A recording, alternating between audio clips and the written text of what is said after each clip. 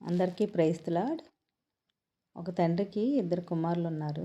మొదటి కుమారుడు తండ్రి చెప్పినట్టు విని తండ్రి ఆదేశాలను పాటిస్తూ తండ్రి మీద ఆధారపడి జీవించేవాడు. రెండవ కుమారుడు తండ్రి చెప్పినట్టు వింటూ అదే టైంలో తన సొంత నిర్ణయాలు కూడా కొన్నిసార్లు తీసుకునేవాడు. మొదటి కుమారుడు రెండవ కుమారుడు అంటే తండ్రికి సమానమైన ప్రేమ కలిగి ఉన్నారు.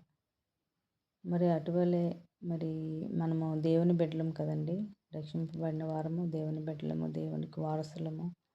మరి మనము కూడా మరి ఎటువంటి మనస్తత్వం, ఎటువంటి హృదయం కలిగి ఉన్నామో ఒకసారి మొదటి కుమారుడా, రెండవ కుమారుడు హృదయమా ఒకసారి మనము పరీక్షించుకోవాలి. మరి మన ప్రతి విషయంలో దేవుని మీద ఆధారపడుతున్నామా లేదా? మరి దేవుడు చెప్పిన ఆజ్ఞను పాటిస్తున్నామా లేదా? దేవుని వాక్య ప్రకారం జీవిస్తున్నామా లేదా అని ఒకసారి పరీక్షించుకోవాలండి. ఏ విధంగా జీవిస్తున్నామో, మరి హృదయం ఏ విధమైన హృదయం కలిగి ఉన్నామో అది ఒకసారి మనము పరీక్షించుకోవాలి.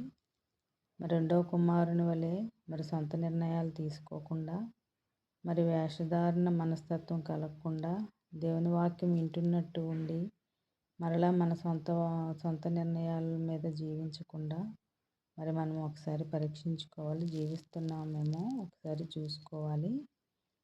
మరి ఆ విధంగా మన రక్షణను కాపాడుకోవాలి. రక్షింపబడిన తర్వాత మరి అపవాది కనుదృష్టి మన మీదే ఉంటుందండి. ఫోకస్ అంతా అప్పటి వరకు అపవాది మాట విని తను చెప్పినట్టు మనం చేస్తాము. ఒకసారి రక్షింపబడిన తర్వాత దేవునికి సమీపంగా వస్తాం కదా. మరి అటువంటి సమయంలో అపవాది ఇంకెప్పుడు పడదోద్దామా అని ఉంటుందండి. మరి అప్పుడు ఆదాము అవ్వని మరి దేవుడు సృష్టించి చక్కగా ఏదైనా తోటని, అంత ప్రశాంతమైన తోటని వారికి అనుగ్రహించి మీరు చక్కగా జీవించండి అని చెప్పిన తర్వాత మరి అపవాది వాడి మధ్యలోకి ఎలా ప్రవేశించింది, ఇది నిజమా అని మరి ఎలాగైతే ప్రవేశించిందో మరి వాళ్ళు ఆ టైంలో మరి దేవుని మీద ఆధారపడకుండా మరి వాళ్ళ సొంత నిర్ణయాలతో అపవాదికి లోబడి, అపవాది చెప్పిన దేవుని మాటకు లోబడకుండా అపవాది మాటకు లోబడి అపవాదికి చోటిచ్చారు.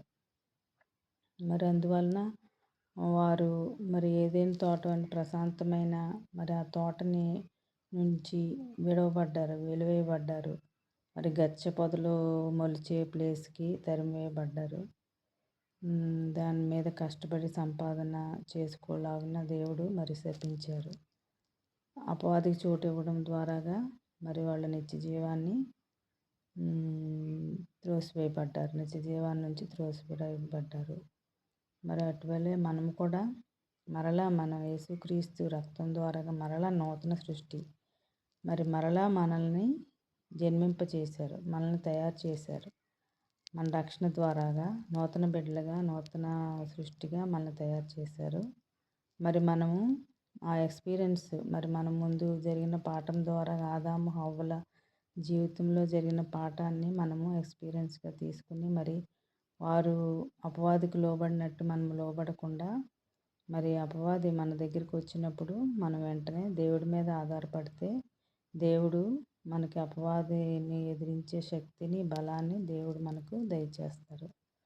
మరి అటువల్ల ఆదాము హవ్వ చేసిన తప్పు కాకుండా మరి మనము మరి జ్ఞానం కలిగి దేవుని మీద ఆధారపడితే, ఎప్పుడైతే అపవాది మన దగ్గరికి వచ్చిందో వెంటనే మనము దేవుని మీద ఆధారపడితే దేవుడు మనకి తగిన జ్ఞానాన్ని ఇచ్చి అపవాది తంత్రాలను ఏ విధంగా ఎదుర్కోవాలో దేవుడు మనకు తోడుగా ఉండి మనకు బలము, శక్తిని దయచేస్తారు. మరి అందువలన మనము అపవాదికి లోబడకుండా మన రక్షణను మనం కాపాడుకోవాలి. మరలా ఏదైనా తోట వంటి మంచి ప్రదేశంలో మనము జీవించలాగున మనము మరి అక్కడి నుంచి త్రోసివేయబడకుండా మళ్ళీ అంత మంచి ప్రదేశంలో జీవించలాగున మనం అపవాదికి చోటు ఇవ్వకుండా దాన్ని ఎదిరించే శక్తిని మనము కలిగి ఉండాలి. మన రక్షణను ఎప్పటికప్పుడు మరి కాపాడుకుంటూ ఉండాలి. మన పరిస్థితుల ద్వారాగానే అపవాది మరి మనకి ఎంటర్ అవుతుందండి. ఏదో ఒక విషయంలో మనం ఏ పరిస్థితిలో ఉన్నామో ఆ పరిస్థితుల ద్వారాగానే మన వైపు వస్తుంది. మరి అది దేవుని జ్ఞానంతో, వాక్య జ్ఞానంతో గ్రహించుకొని మరి ఎప్పటికప్పుడు మరి దేవునికి సమీపంగా ఉంటూ, దేవుని మీద ఆధారపడుతూ మరి జీవించడానికి దేవుడు కృప చూపులాగున మనం అందరము ఎప్పుడు మరి ప్రార్థన చేసుకోవాలి. మరి దేవుడు మనకు తోడుగా ఉండులాగున విరిగిన హృదయముతో మనం ఎల్లప్పుడూ దేవుణ్ణి ఆరాధించాలి, దేవుణ్ణి స్తుతించాలి. మరి దేవుని సమీపంగా జీవించాలి. మన రక్షణను కాపాడుకుంటూ పరలోక మార్గాన్ని చేరే మార్గాన్ని మనము సులువుగా చేరడానికి మరి అన్ని అడ్డంకులు దాటుకొని మరి అపాతంత్రాలు దాటుకొని మరి దేవుని రాజ్యంలో మనం చోటు సంపాదించడానికి మరి కావలసిన శక్తిని, బలాన్ని దేవుడు మనకి ఇచ్చేలాగున మరి దేవుడు మనల్ని దయచేయునుగాక. ఆమేన్.